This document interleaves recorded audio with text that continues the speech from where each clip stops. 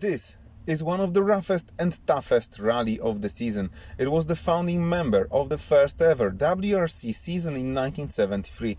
It is often referred to as European Safari, that's how tough it is. It was very often a turning point of the season, for instance in 1983 when a seemingly weaker Lancia 037 beat the powerful and four-wheel drive Audi on their way to success in this rally and in the whole season, becoming the last real drive car to win the championship for producers. To master this rally you have to really be a champ, and one of them was Colin McRae, who won here a record 5 times. This rally also witnessed one of the rare mistakes by the champion of the champions, Sebastian Loeb, who crashed out of this rally in his C4 WRC. Hello viewers, this is Rally Acropolis, the Rally of Gods, the review of the rally that I'm presenting to you. So, from the very beginning, the rally brought really a tough challenge for the drivers as it was soaking wet throughout the recce. They even had to reschedule the recce as the roads were very difficult to pass through. It was also wet on the shakedown stage on Thursday morning. The drivers were actually even joking that it's kind of like Rally GB, that's how hard it was. On Thursday afternoon, the first stage took off in the heart of Athens, in the very center of the capital city of Greece. That was a short super special on asphalt where drivers were traveling around the barrels with a lot of fun being brought to the spectators that gathered in thousands around this short stage. The main rally was about to begin on Friday morning. The first stage was won by Ott Tanak, who managed to climb up to the second place on the leaderboard, following Sebastian Ogier, who won the Super Special in Athens the day before. It all looked like it's not going to be such an issue cleaning the road for Sebastian Ogier, as the roads were still very wet after those rains that happened throughout the previous few days.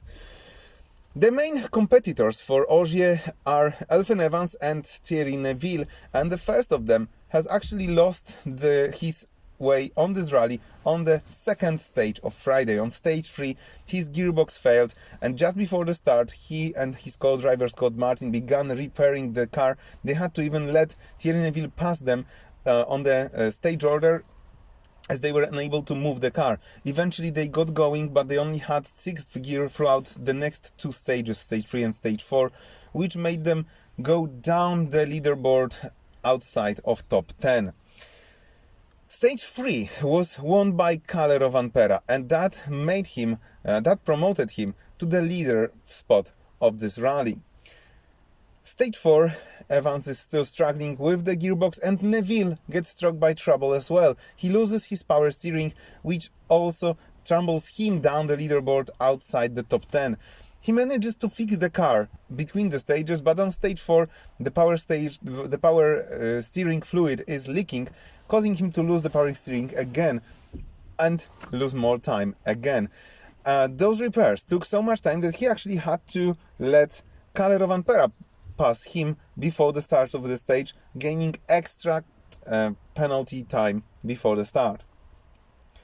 Stage 5. The roads are beginning to dry up, so some cleaning may be a problem from this point of the rally, but still Ogier manages to push on Rovanpera, and he actually wins the stage that promotes him to P2 in the overall standings.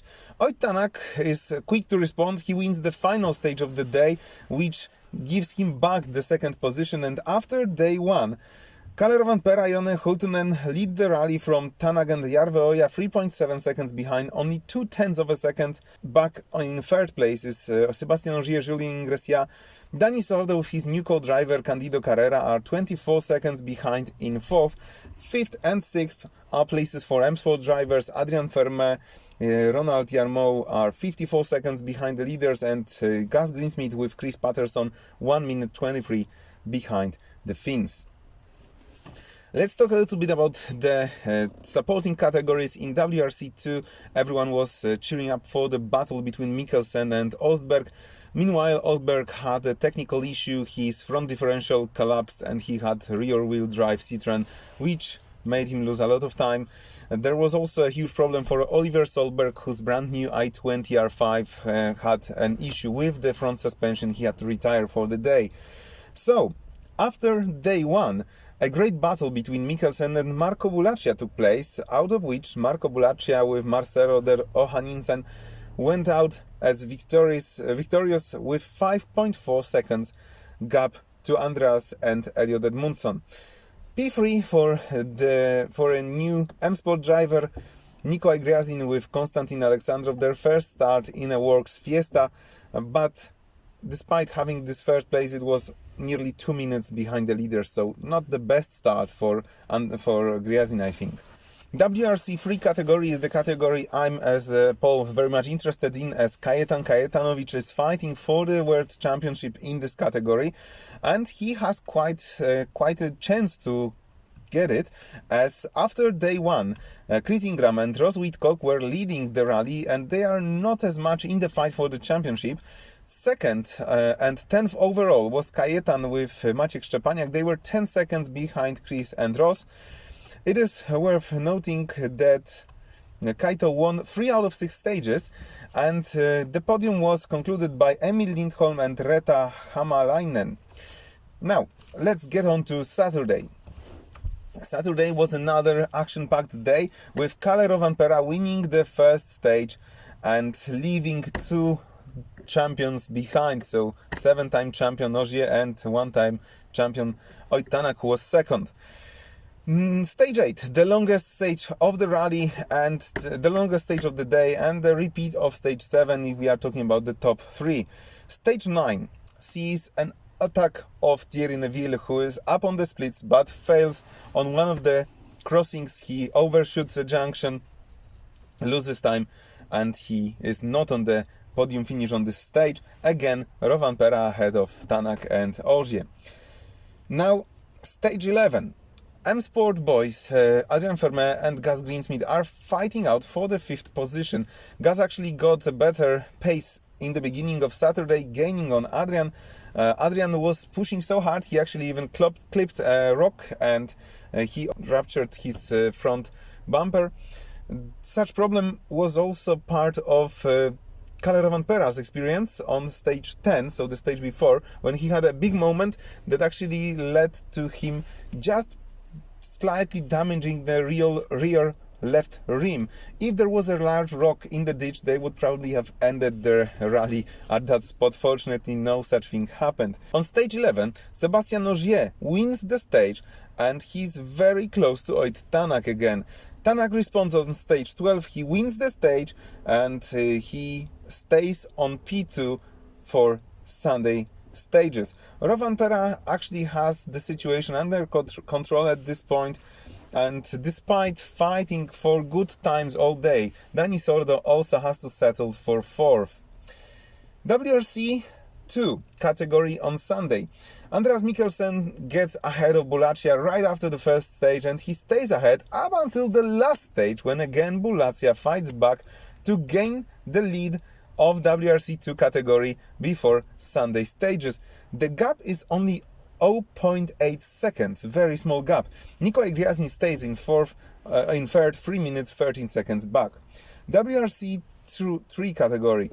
Chris Ingram fails to match his tires on the morning loop, and unfortunately he falls behind Kaito. The same happens to Emil Lindholm, so Kaito and Russell advance to first and second place. Unfortunately, Russell also gets a great pace and he passes Kaito. And it stays like this throughout the day. And by the end of the day, Johan Russell leads from Kaito by 19.1 seconds. Chris Ingram is third, 34.5 seconds. Emil Lindholm 2.5 minutes in 4th. Sunday stages on Acropolis Rally. Only 3 stages to go. It may seem like not a lot, but among those stages we have the longest stage of the rally, stage 14. And despite having only 3 stages, a lot can happen. Now, the guy who is on his way to victory is Kalle Rovanpera. He has a 40 seconds lead over Oit Tanak, and 30 seconds lead over Oit Tanak, 40 seconds over Sébastien Ogier. And if he manages to win this rally, it will be the first Toyota victory in Acropolis for 31 years. It was 1990 victory of Carlos Sainz and Luis Moya that was still in Toyota Celica ST165 at the time. Before the start of the first stage, Pierre-Louis Loubet, who was also participating in this rally but was actually having a lot of bad luck, he crashed out on the first day, he had problems on the second day, and he fails to start day 3. On his way to the first stage, his engine fails and he is forced to retire permanently from the rally, which means that the stages will be opened by a Fiesta WRC driver, Nicholas Edris, who is a Greek driver. For the start of this first stage, Adrian Ferme is late. He has some issues with the car, he has to repair them, and he actually drops quite a long way back. 18 minutes are lost in the process, he gets 3 minutes penalty for that, and he falls down to 7th position. If this is not interesting enough, stages are wet again. The weather on Sunday gets terrible again. There's a lot of rain, a lot of mud, and this is how it all begins. Kalle Rovanpera strikes one more time. He wins the stage by 14 seconds with Oyt Tanak, who is second, and he wins with Ogier by another 14 seconds. That's really a huge gap for a single stage. Fourth time is for Adrian Formeau, who with this 3-minute gap, 3-minute time loss, 3-minute penalty, falls down to 7th, as I've mentioned. Stage 14, the longest stage of the rally. It's again very muddy, very slippery. Everyone is complaining about the conditions. And in those treacherous conditions, with wipers failing, Oyt Tanak makes the best of his car and of his talent and wins the stage. That's absolutely amazing.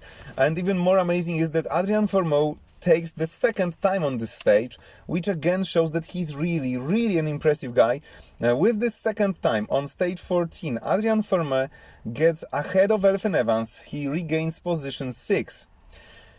What we are left with is the power stage, the shortened version of the Tarzan stage, famous Tarzan stage of Rally Acropolis, and this stage is won, but none other by Kalle Rovanpera. He gets 5 extra championship points, Elfyn Evans is second, Sebastian Ogier third, Thierry Neuville 4th, and Oyt Tanak gets 1 extra championship point for 5th position. So this is how the rally ends. The rally is won by Kalle Rovanpera and Janne Haltunen, their second win in the overall classification in their history, and this is what they had to say. I was not maybe the most comfortable coming here, but it just showed that now everything is going well for us and we can really push hard. Big thanks to the team, everybody did a great job. We had a perfect car and also a rough rally, and it was running without issue all the time. I hope at least the same speed in Finland, but we'll see. Second place for Oyt Tanak and Martin Järveoja. I think it was a perfect start for them as well. This is what they had to say. We were really close at the start of this stage. There was an issue again with a lot of smoke and we couldn't start the car until a few seconds before the start. We are lucky to be here. Thanks to the weather guys, they done a great job throughout this weekend. We always had the right tires. That's actually very nice to mention, those gravel crews. Now position 3 for Sebastian Ogier, Julien Ingres. I think we've reached the target we wanted this weekend. We maintained the lead and we actually increased it now. Not an easy one, the conditions were changing all the time, but I think we did a clean rally. For sure, for Ogier that's a perfect result. He's on the podium again. He increases the gap between him and Elfyn Evans and Thierry Neuville, who are his main championship rivals. Actually, Kalle Rovanpera, with the current points he has, he's 4th in the championship and he's actually very close to the fight for the second spot in the championship. Of course, theoretically, they are still in the fight for the championship itself, but let's be honest, Seb Ogier has a huge advantage in points at this point, with just 3 rallies to go, but I'll get to that in a moment. Now, Dani Sordo, Candido Carrera, I think it's a perfect start for them, the first World Rally with the new co-driver, and this is what Dani had to say at the finish line. This was a bad weekend for us. We made a little bit bad pace notes and we didn't have confidence during the rally. We could do so much than 4th position, so we just tried to keep it, and on the next one we will try to do better. P5 at the end of the rally, Gus Greensmith, Chris Patterson. Seeing that our form on the rougher rallies this year has generally been strong, I was hoping for a little bit more, but for one reason or another it hasn't come. I was enjoying the battle with Adrian, but unfortunately his hits problem this morning. P6, Elfyn Evans and Scott Martin. There's a lot of ifs and buts in rallying. The feeling in the car was generally quite good, but you can never predict these things and you can never say what if, not our weekend this time, but there we go. P7, Adrian Fermet, Ronald Yarmou. I spun, so I had to reverse and go back. I tried and I had a big push in the stage. Unfortunately, we've lost 6th position, but at least we've tried. Well, what can I say? This guy is really impressive. I think that he's got great pace for a relatively inexperienced guy in a WRC car. He's showing great potential. I've seen him drive in Croatia earlier this season and it was really impressive, just as it is this time. If it wasn't for those technical issues, he would have been 5th and that would really be something to be proud of, especially if we consider the conditions that M Sport cars are in right now. P8, Thierry Neuville, Martin Virage, the final of the WRC contenders. I don't know.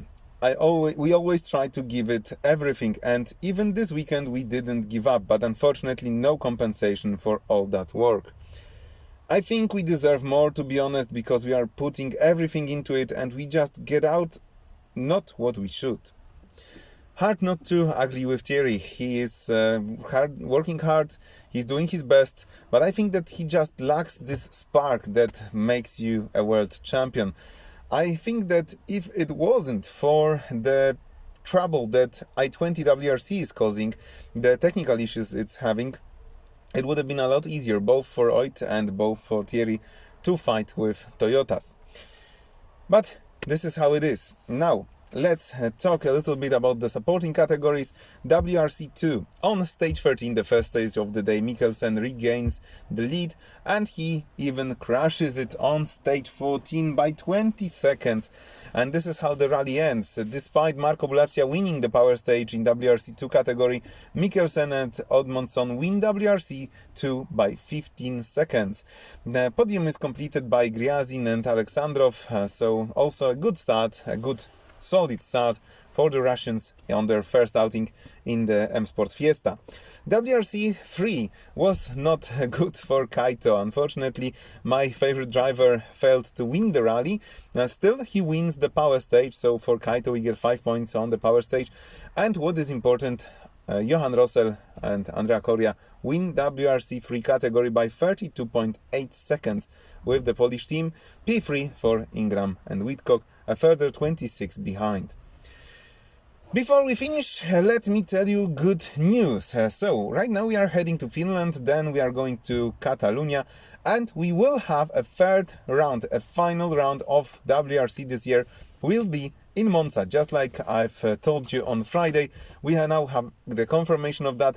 ACI Monza Rally will be the final round of 2021 World Rally Championship.